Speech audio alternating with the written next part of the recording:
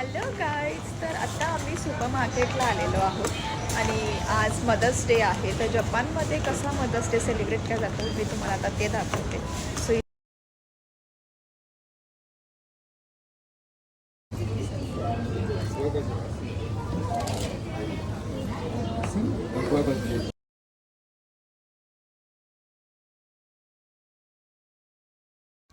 तर असे सुंदर सुंदर फ्लावर्स किंवा बुके देऊन ते आपल्या आईला म्हणजे ओकासन असं ते म्हणतात, त्यांना विश करतात.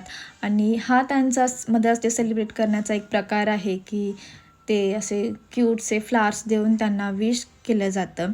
तसं आपल्याकडे केक कटिंग करून किंवा विश करून जसं आपण मदर्स डे सेलिब्रेट करतो तसं इकडे असं केलं जातं. तर जपानमध्ये आज सगळीकडेच फ्लावर दिसत होते.